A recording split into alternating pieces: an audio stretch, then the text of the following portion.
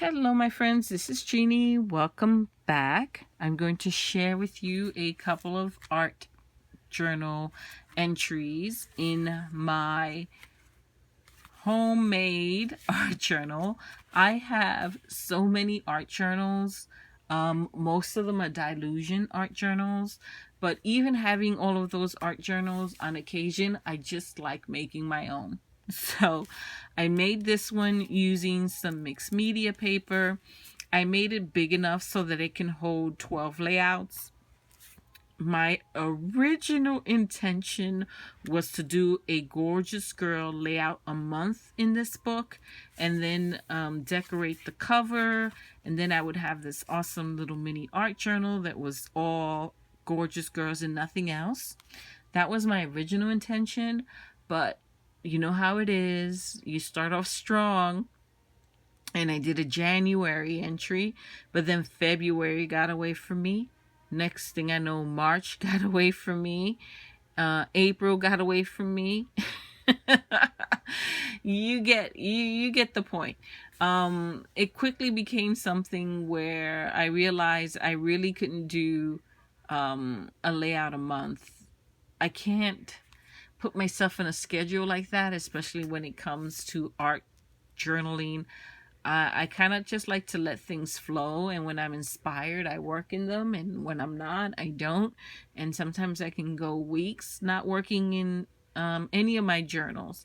Sometimes I can go 7 days straight working in several journals. It depends on my mood. So I just decided to let it flow instead of trying to force myself to do a layout a month. And since I decided to let it go, it's been much better for me. I feel a little less stressed about it, and I'm enjoying it. I did also combine two art journals that I was working out of. I had a second handmade art journal that I was also doing gorgeous girls layouts in, but that art journal started to fall apart. I didn't do a very good job with that one. Yeah, I didn't think that one through, because anytime I try to use like a wet media, oh my gosh, the paper started to disintegrate. It was a hot mess. So I managed to salvage one of the layouts from that book and move it into this one. So I'll share with you what I have so far. Anytime I do a handmade art journal, I always leave the front and back covers for last, because when you're doing mixed media, inevitably you're going to have stains, you're going to have drips, you're going to have all kinds of messiness everywhere, and your cover is always going to get messed up. So that I don't stress it, I leave it for last. What I'll do is I'll come in later and I'll gesso the entire front and back white or black, or maybe I'll just cover it in something different and not stress that it's so yucky right now. So that's why the front looks the way it does. The inside pages, the first two pages, basically in the inside cover, I just put a little kind of journaling on what my thoughts were when I created the journal. And then on the front page, I create an index of the layouts that are in the journal. So that's my thought process. So here is the very first art journal that I did, or the very first layout that I did in this particular journal. And I shared this one before on my Instagram, and I might have even posted a short video. So this one is full of so many different textures. You have some texture paste, you have some enamel, I think these are Nouveau or maybe Ranger enamel dots, some Tim Holtz Chit Chat or Small Talk stickers. This is my gorgeous girl that I stamped and colored using my Copic markers and then my scanning cut to cut her out. So the background I created using Dilution's sprays and paints. I remember this journal. It was a lot of fun. This entry was a lot of fun to make. So that was that. Here's another one that I did, and this is my most recent one. The first thing I did with this one is I lined the entire page with masking tape, and then I covered the masking tape with a layer of gesso. And then I don't know if you can see it. You see that texture in the background in the shape of a heart? That's a heart-shaped doily, which I then Mod Podge on top of the gesso before I added these paints. And I used pinks and purples here. This is some washi that I recently picked up and I absolutely love, so I wanted to get pieces of it in my art journal. Anytime I find washi or a piece, if there's washi or a designer paper that I'm particularly fond of, but that I know I'm using up, and once it's gone, it's gone, I might take some of the scraps or a piece of that washi and somehow incorporate it into one of my journal entries, so I kind of have a little forever reminder of just how pretty that item was. I know it's silly, but it's how I kind of get over the I don't want to keep things and hoard them forever, so I'll use them and just save a little piece and incorporate it in my journal somewhere. So that's how I cope. This little one here is another Gorjuss Girls stamp. It's called the Hatter, that I stamped up and I colored up. I colored her up using my... What did I use to color her? Oh, I used the... oh my gosh, the watercolor markers, the real brush color markers. real brush something or another. It's the real brush color markers. I used those to color her up, and then I didn't have my scanning cut at the time that I colored her up. She's been in my stash a little bit. I colored her up a long time ago, so I actually fussy cut her out.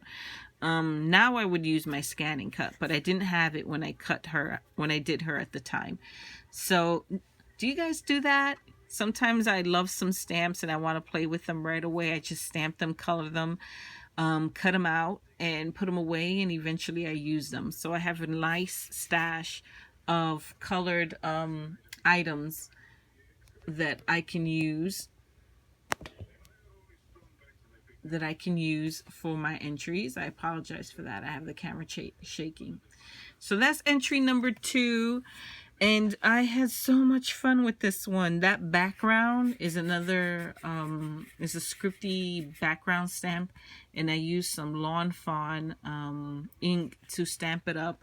I was going for pinks and purples here to match her since she was already colored up and made. And then this is the page that I salvaged. That's why it kind of looks a little Frankenstein.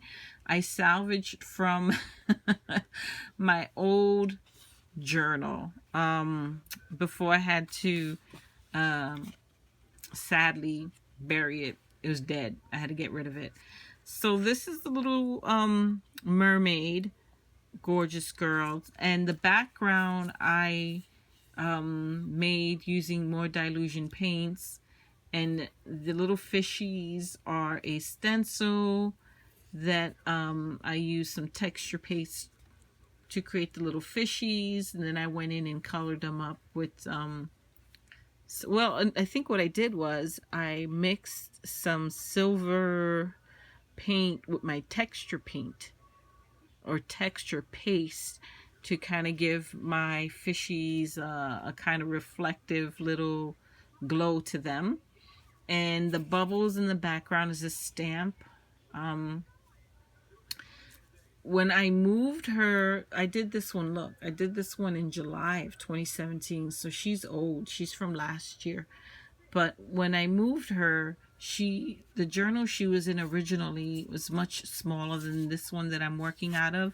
So I needed to somehow fill the edges so that it didn't look weird. And this is one of those instances where I'm glad I moved her, because I like it better now than when she was in the other book. I used this sequence tape. Can you see it? And I love the colors because it very much reminded me of her tail, Little Mermaid's tail. And I took 2 strips of it to kind of cover the edges of the book on both sides and almost created like a frame around this one. And then I took some black paint. I think that's actually archival ink that I use to ink up the edges on the top and the bottom. So I created a frame around her. So those are the 3 layouts in this particular book. I apologize for not filming and sharing the process, but I just don't have that capability right now. These art journal entries take me, I do them over the course of several days only because I can only find time to work 5 or 10 minutes here and there, and sometimes I have to let things dry in between, so I can't, I don't think, do any of these in one sitting, so it's difficult to record unless I record several lengthy videos and then go in and edit it. I don't have the time to do editing like that. And I use my iPhone to record my videos, so I just don't have the capacity to record lengthy videos like that and store them and then sit down and edit them. Can't do it. So I think for now, I'll just continue to share the finished product, and hopefully you'll get some inspiration from that. And as soon as I figure out how to film the process, then that's something I would love to do so that I can share with you guys what I do. So thank you so much for watching. I truly do appreciate it. And part of the reason why I'm showing these is because it's probably one of the biggest requests I get in comments and in private messages and emails. I talk about my art journals a lot. I don't share them a lot. We are our own worst critics, and sometimes I just don't think they're good enough. But I decided, what the heck, I'm just going to put it out there. You can see for yourself and hopefully be inspired. I'm still learning. It's all a process. But the one thing I am having is tons of fun, and that's the whole point, isn't it? So I'll share more as I make more. Until next time, my friends. Bye-bye.